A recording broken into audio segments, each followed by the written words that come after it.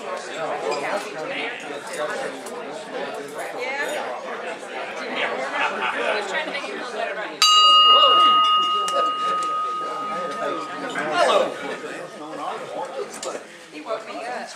Good afternoon and welcome to the Thursday, February 28th, 2013 Kiwanis Club of Cleveland meeting. Well, in this end of the month, March 1st. Hope everyone is going to enjoy a happy sequestration day tomorrow. Anyhow, particularly if you're a federal employee, you can't receive any kind of federal funding.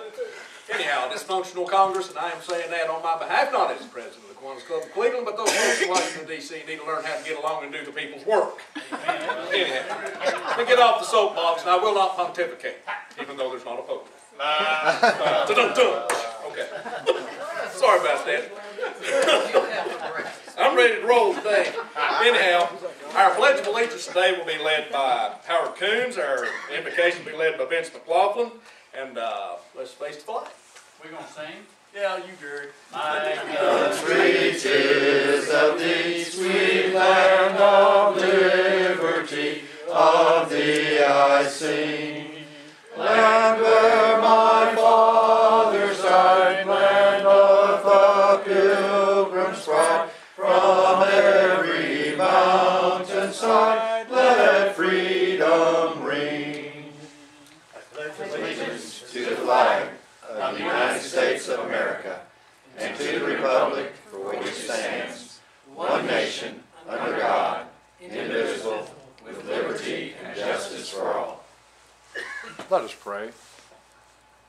Our blessed Heavenly Father, it is always with great joy that we gather on Thursdays, knowing that we're in a club that serves our community, serves our people, and serves those that are here. And Father, we ask that you bless this time as we fellowship, bless the food to the nourishing, strengthening, and healing of our bodies. And we ask all this in the precious name of our Savior, Jesus, and amen. Amen. All right. I'm going to switch this up a little bit We today. will ask you to draw a couple of these. Not Groundhog Day, but on all this. Do we have a mystery Kiwanian today?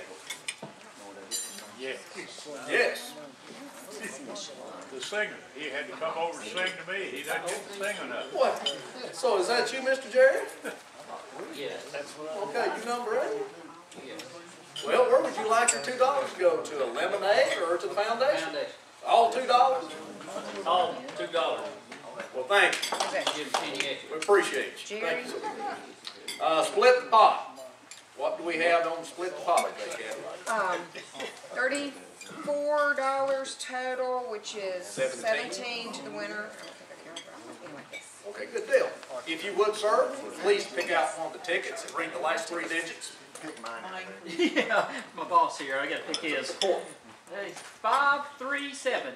537. Bingo! Joyce Banker. $17.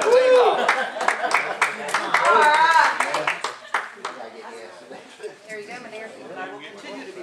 Yes. Take care. All right. Would you please pick out another ticket for the door prize? And it's the repeat over here on the table. All righty. 523. 523 for the door prize. Going once. Jerry? I did again this week. Mystery 2 weeks. door prize? Whole 9 yards. Well, you can either get another That's what it is. bottle, a cup with some goodies in it, or some golf balls to give to somebody else that does play golf. Exactly. All right, we'll go ahead and move on to announcements. Any announcements from the floor? Kay, you got something about speaking contest tomorrow night? We're assuming it's not going to snow, right? Yes. Although these tables are asked me, are schools going to be closed tomorrow? And I thought, hope not. But they've already heard that already. They've already heard something. So anyway. All Ramsey. I'm ready to everybody on the list to have a good number, and tomorrow night are the finals. So you'll be choosing one winner and a second and a third. So that's what we'll be doing tomorrow night. We start the contest at 6:30, so you need to be there 6-ish, whatever. And we're still at Cleveland State, so I think it's great. And these winners will be coming in March to speak, so we'll be hearing the winners tomorrow night. And I wanted to mention too, Kathy gave me a scholarship application form already completed for this year. Yay. That's number one, and we'll be, of course, promoting that and getting more in, so just so you'll be aware. Number one's already. Very good. Okay. Number 2, Alan Winter. Yes, we have Dr. Seuss Day coming up, March 9th at Cleveland State at the library. March 9th from 10 a.m. to 1 p.m. And I do have a sign-up sheet on each table from the time frame is 9:30 to 1:30, as that's the work time. So being there at 9:30, Suzanne said to encourage us to be there at 9:30 to start putting stickers inside the books. So the book this year will be Dr. Seuss's Sleep book until we run out. So last year we gave out about 800 books, I believe. So encourage you to sign up this year. And the time frame, you know, if you'd like to work for an hour or two or the whole time, that'd be great. So I encourage you to do that. Good deal. Thank you. Joyce Vanderpool. Yes. This is your final reminder. The Caring Place is having their 5th annual banquet, and it's titled "Who Are Those People?" I have the flyers back there. It's $55 a person and $300 for a table of 8. So please support the Caring Place. Thank you. Very good. Tracy, do you have anything to add on the sponsorship forms? If anyone has not let me know that they want to help sponsor books, please see me today. We're printing labels this week. Leanne, do you have anything on SLP, particularly Cleveland High School? Well, we were going to have Key Quote today, but that's been canceled at Cleveland High School. So we're going to try next Thursday at 3 o'clock. Good deal. And we had a successful interclub to Walker Valley High School Key Club meeting up there on Monday. So we've got one in for the month so far on it. We've got 2 in. Well, that is right. That's right. On all it. Hopefully, if we're doing the other one at Cleveland High next week, that'll take care of another interclub for us also, going into the month of March. Personal announcements. Hold on, Bruce. Personal announcements. Cut a 45-second public service announcement this morning to be run on 104.1 and on the Buzz 101.3 locally in conjunction with United Way promoting Dr. Seuss Day on behalf of Kiwanis and United Way, and also promoting Imagination Library. Next Tuesday morning between 7 and 7:30 during the Live United segment they have on 101.3, and we'll be on there also talking about Dr. Seuss Day as well. So we're trying to put some information out there and get to moving, and I thank Alan Mincy in particular and Matt Ryerson, our member of our club, for giving us the opportunity to promote those events. Bruce. Very good. Pancake Day Committee and willing workers after meeting today. Very good. Thank you, sir. Any other announcements from the floor? Seeing none, I'll turn it over to our program chair, Alan Winter.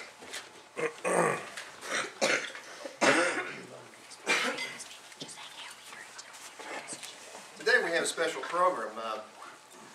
I myself being involved with Family Promise for over a year, about a year and a half. My passion is with children, helping families, and this is dear to my heart.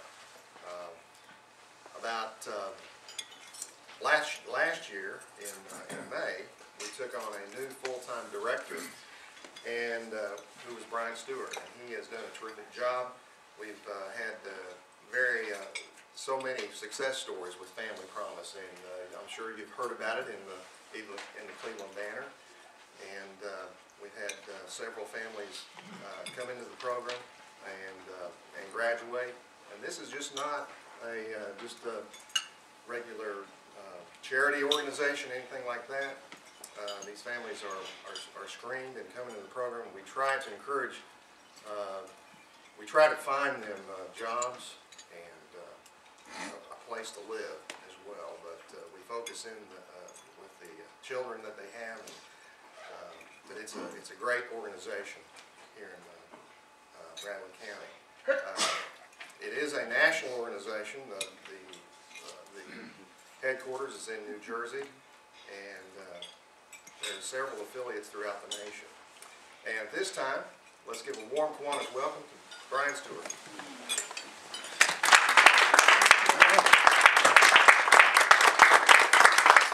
Let me before that, let me get a little some more intro on Brian.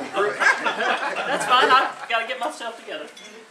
He grew up in Virginia, son of a preacher, graduated from Emory and Henry College.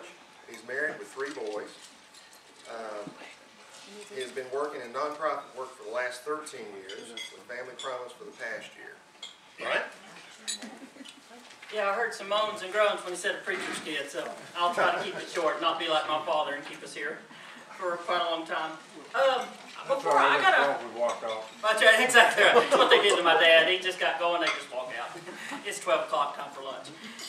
Before I start, I got a little PowerPoint of photos that kind of captures who we are and what we're all about. But before I get it started, what I want to do is ask one quick question. What's the thought, what's the words or the image that comes to your mind when you think, when you hear the word homeless? Adults. Adults? Exactly. A lot of kids. Yep. What else? Destitute. Yes, absolutely. Any other images or thoughts that go through your mind when you hear the word homeless or the issue of homelessness? Children. Children. What about the alcoholic or drug addict under the bridge? Or the folks you see on the interstate, you know, that are begging or have the signs that they're begging for need. Those are the images that first came to my mind when I got into this line of work and working with the homeless. Is you think of the adults living under the bridge, the drug addicts, the alcoholics. But there's not a new phenomenon, but Family Promise nationally came about because there was a new trend, and there still is going on, a new trend going on, and it is the children.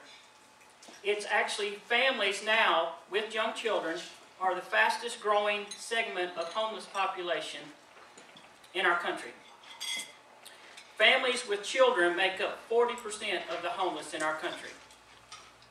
So it's no longer those individuals under the bridge. It's no longer those drug addicts on the side of the road. These are actual complete family units, whatever that makeup is, with children in a home. It is the fastest growing segment of homeless in our country. And here's the one thing, when I first came on board with Family Promise, that this stat just stood out to me. 1 out of every 4 in the country that is homeless is a small child. So it's kind of a new trend of what we're dealing with when we're dealing with homelessness. And I'm going to kind of start this so you can kind of see as I speak what we're trying to do. It's this, and that's where Family Promise was born. They saw this coming, and these are young children.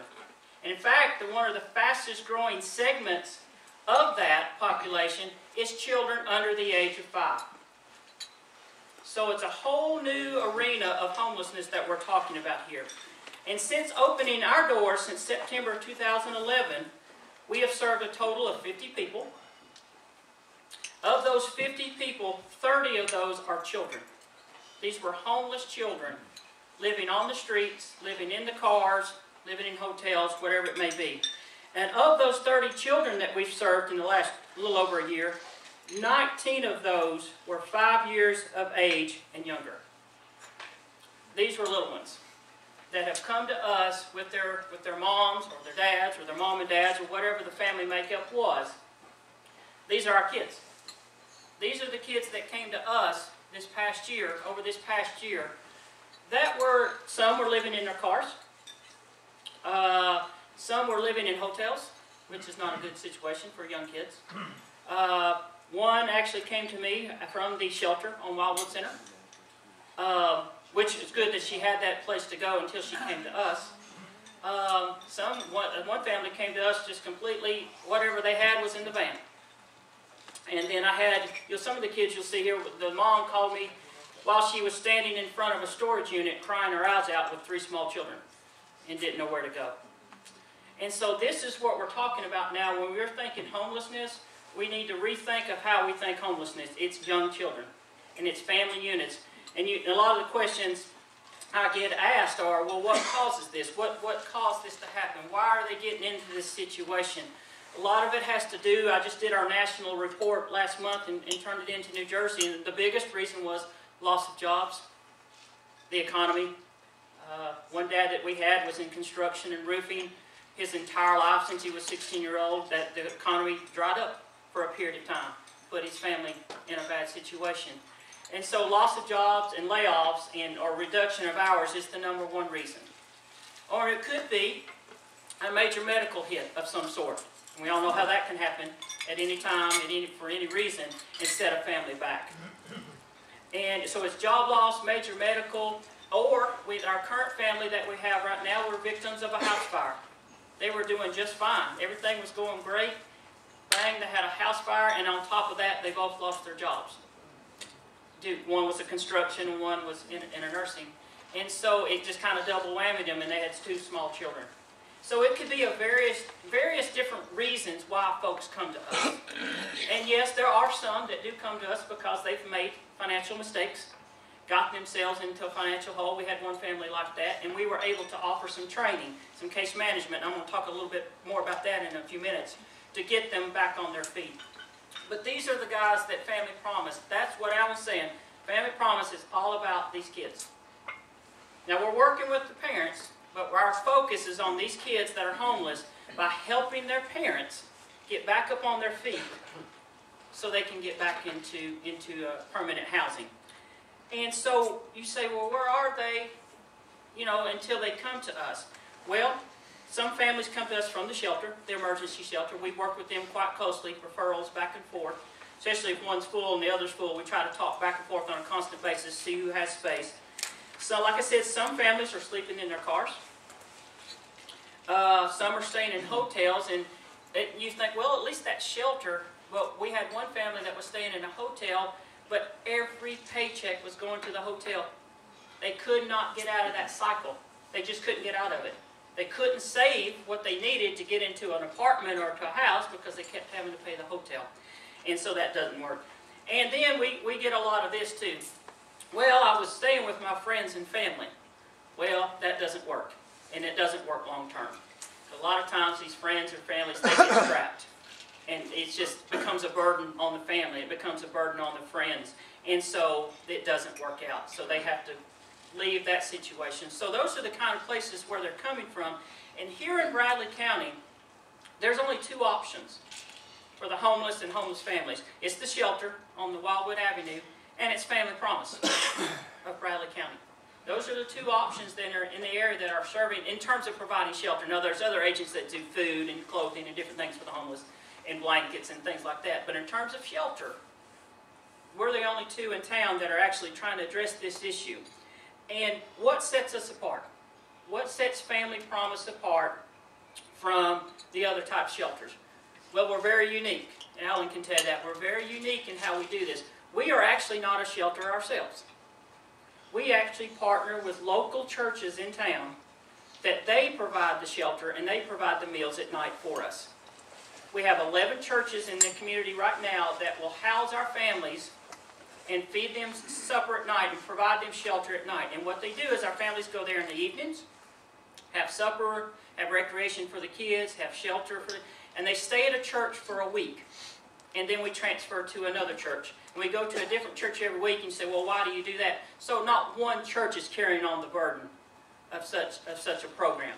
So it's spreading it out over different churches. And plus that gets more people involved and more people. So they'll stay at the church during the evenings and get a meal and shelter. And another thing that separates us apart from other shelters is that a lot of times you're just in one big room. And that's what everybody asks me, what, you just throw everybody in a gym and all families together? No. Each family, what churches do is they convert Sunday school classrooms into home rooms. The beds are in there, dressers, lamps. They'll put a TV and a VCR for the kids to watch movies. They actually convert their Sunday school rooms for that week into a family room. So where some shelters keep men and women separate, and they have to for security reasons, we keep our families together. And they're in a private space, so if they're having a bad day and they just kind of want to not be sociable and hang out, they can go to their room. They can go to their place. And the churches respect that that's their home for the week. So that's how we do it. We're very unique. There's not anybody else doing it that way, and it's a great partnership with all our local churches. and it gives them a way to do outreach. And it's just been an amazing partnership that I've seen develop since the short time that I've been there.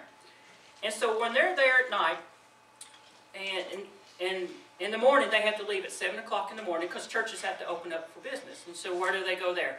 We're right beside Wesley Memorial United Methodist Church on Peerless Road. We have what's called our day center. And a lot of folks don't know what goes on there. So even some of our church folks don't even know what goes on at the day center because that's where the nuts and bolts happens. That's where it all happens. That's where the case management goes on.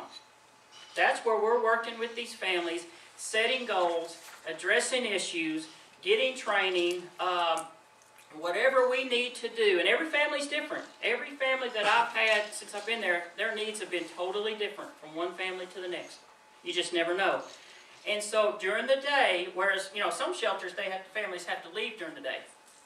Well, our center is open 7 days a week, and from 7 to 5 every day. And there's where the families come. If they're not working when they come to us, our goal is to get them working within 2 to 3 weeks.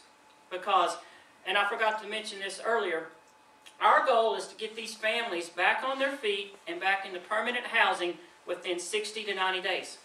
So it's a very short-term, temporary, transitional period that we're trying to get them back in. We're not long-term. There's other programs that do longer-term.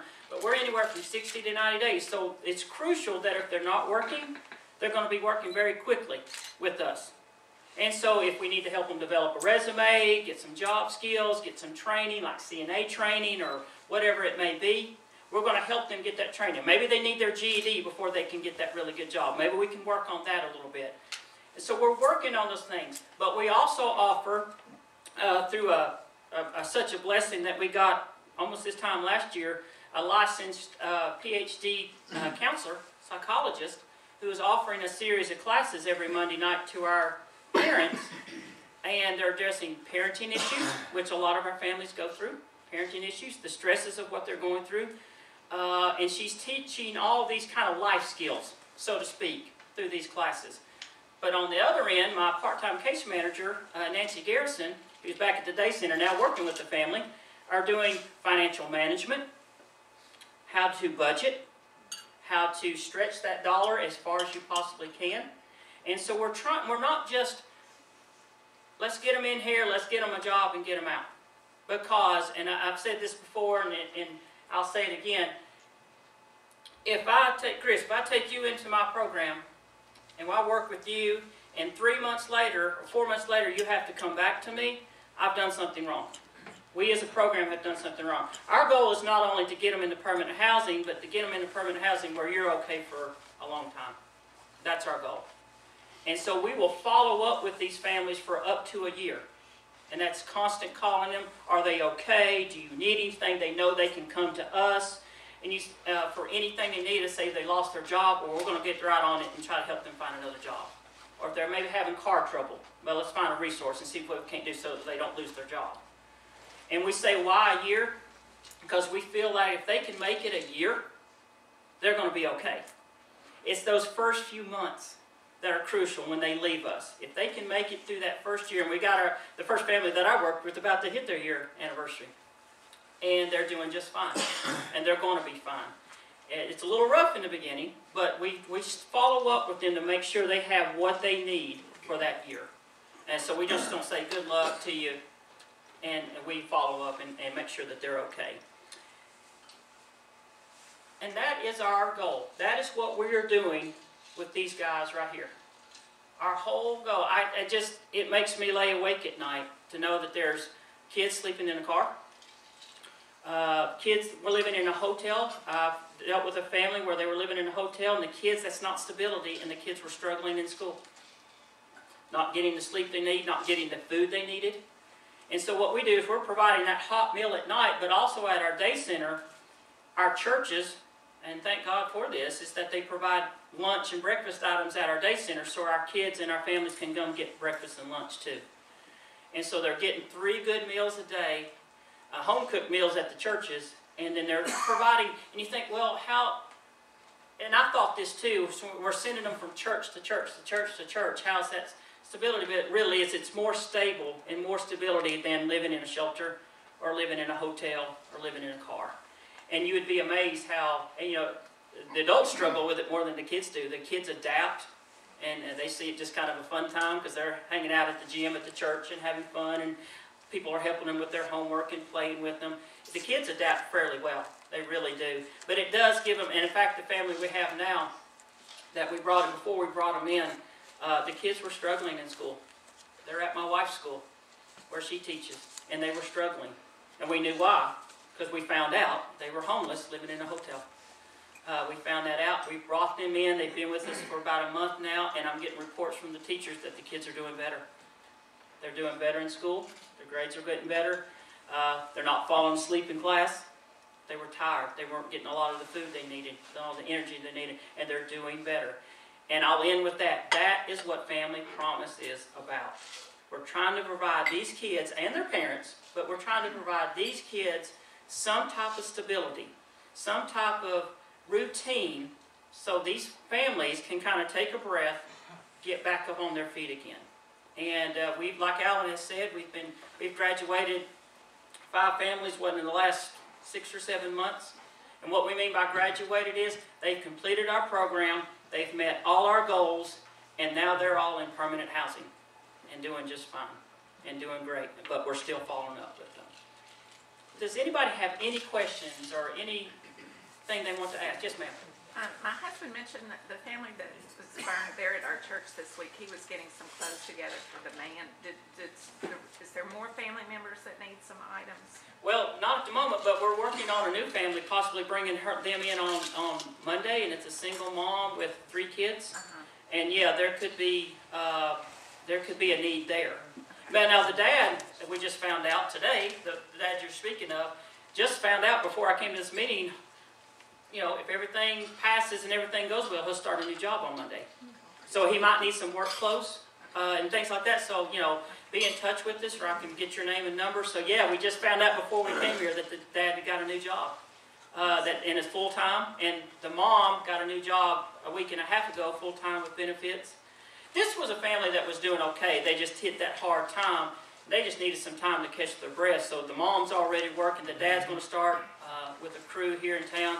And so I'll let you know. Absolutely. Yes? How many families do you have in the program at one time? Yeah, good question. Now I meant to bring that up. We can have up to, because of space issues, 14 people, which is roughly, according about the family makeup, 2 to 3 families at a time.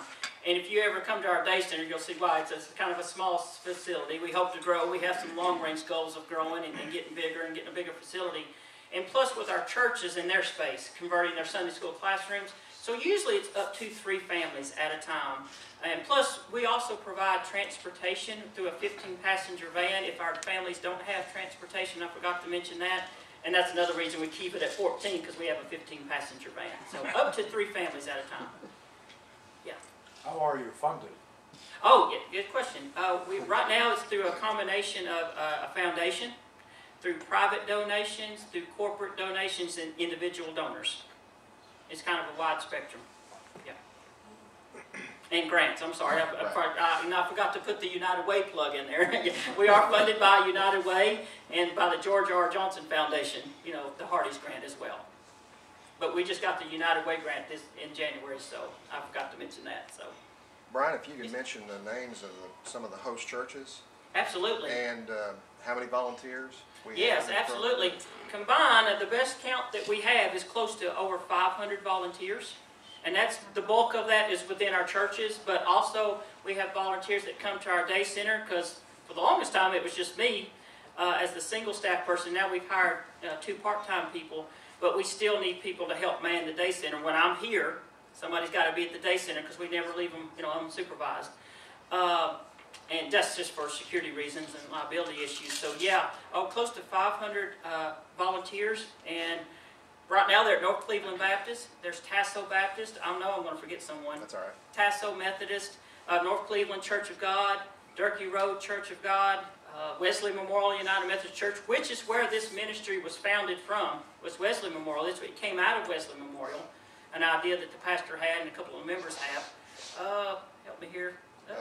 You mentioned Broad Street. Broad Street United Methodist, yes. Spring Place Church of God, a prophecy. St. Therese. St. Therese Catholic Church. help me. I think that's 11. I'm sure I've forgotten someone. Also, Cleveland State Baptist. Yeah, the Baptist. Yeah, that's our Collegiate newest host. Our newest host congregation, which has been an incredible adventure, is the Baptist Collegiate Ministries on the campus of Cleveland State. They signed on in October, and these are volunteers. These are college kids, and they are with the a supervisor coordinator, but they've hosted twice. And when we first signed them on, your thought goes through your mind, oh gosh, it's going to be pizza every night for these families. No, you think pizza or McDonald's, you just don't know.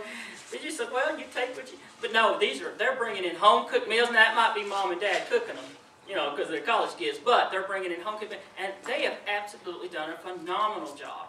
And they only started in October. And these are college kids through their ministry, through Lee and Cleveland State. It's Lee and Cleveland State students. And they have done an amazing job of what they've done with our families. Absolutely. And of course they love the kids. These college kids love to play with the kids.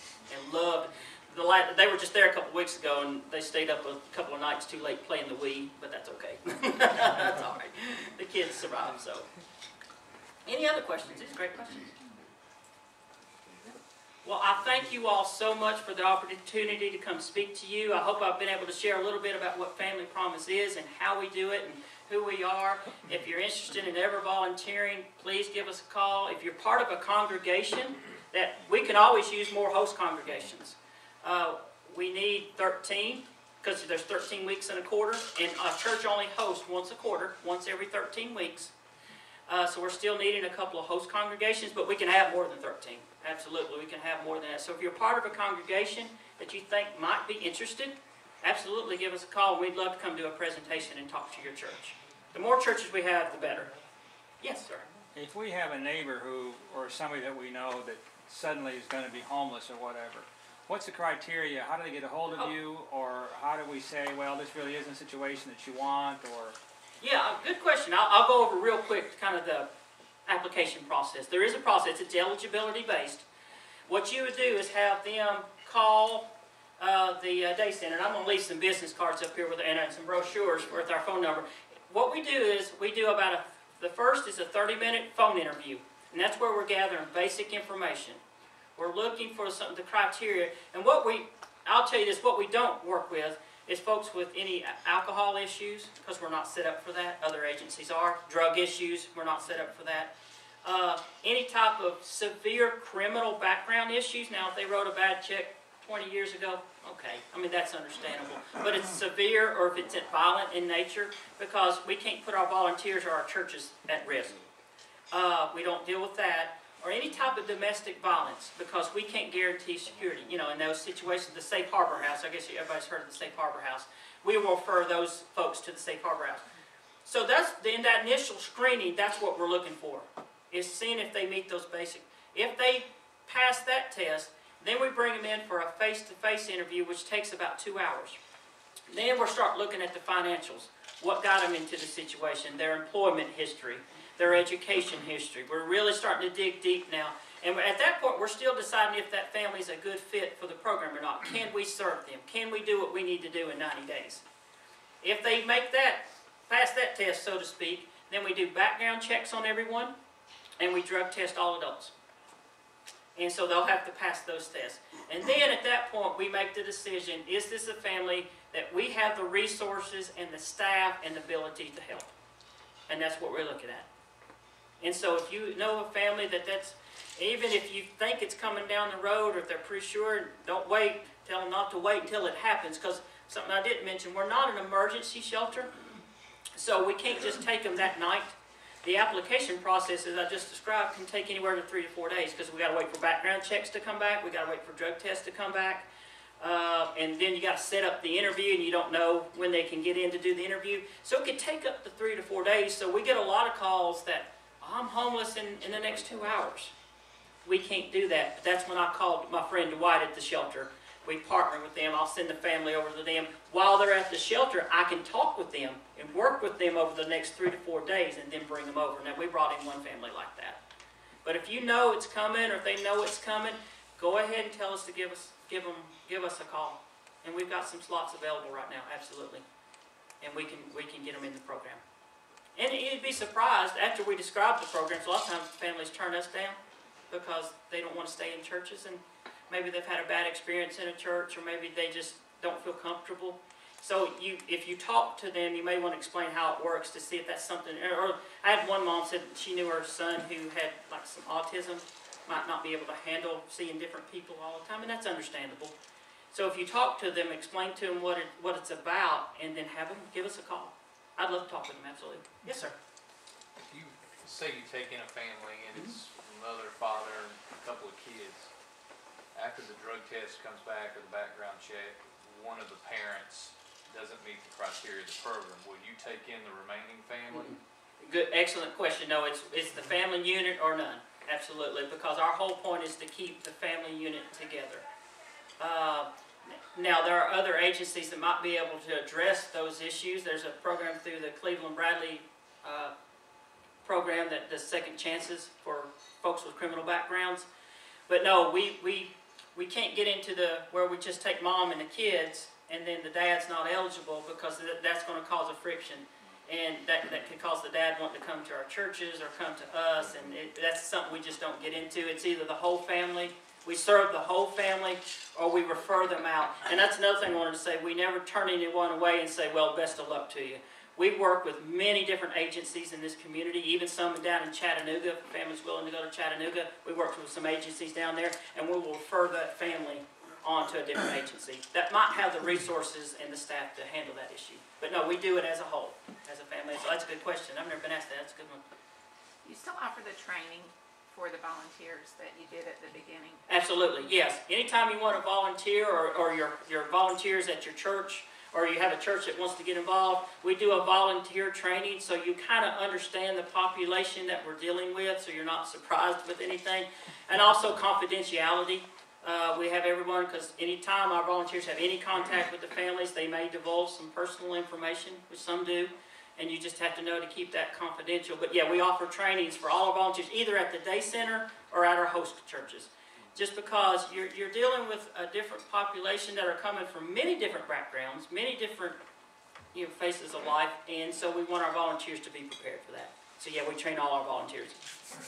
Do you have a waiting list of people that have already qualified, or do you schedule it as they're qualified, they have to move out on the program? Yeah. If say we're at the 3-family max, then we put folks on a waiting list. But at the same time, we're working with other agencies to making sure they get what they need. And then once that slot becomes available, we will reach out to them. Now maybe they've moved on, maybe they found another agency, but if they haven't, we keep that waiting list going, and we'll follow up with them. Absolutely, to make sure. But a lot of times, if you're in a homeless situation, a waiting list doesn't mean a whole lot, and so we're not able to meet them right now, and it's 3 weeks from now or 4 weeks from now because we're full. More than likely, they've moved on to a different program, but we will follow up with them, yeah, to make sure. Sure will. Yes? Do you have religious freedom? Religious? Well, yeah, I'm glad you brought that up, because a lot of times our families have this question, and a lot of people have this question, is that we do not, even though we work with faith-based organizations, we do not require our families to go to church or require any type of Bible study or anything like that, because some families are at that point and some aren't. And we don't want to not serve a family just because, well, maybe they don't go to church or maybe they don't want to attend Bible study. So it is faith-based in that sense that we work with churches, but we're really just, our churches are there to provide shelter and meals. Now, if the family wants to go that route and interested in church and Bible studies, well, absolutely. We're more than happy to help them connect with a church or a Bible study or something. If they bring that to our attention, we'll do that for them. Absolutely. But we always tell our families, we're not going to beat you over the head with the Bible. That's not where. But what we hope, and because we are a ministry, like Alan said, we are a ministry, we hope through that indirect showing that love and showing that compassion that it might lead people to God. That's what we hope. That's what we hope. And we've seen that happen. We've seen that happen with some families. Good question. Any other questions? Well, thank you all so much. I appreciate the opportunity. I'll leave some business cards and brochures up here for y'all if y'all want some more information. Thank you, Chris. That's right. I'll shut this down here. Number one, thank you, Brian, for being here today.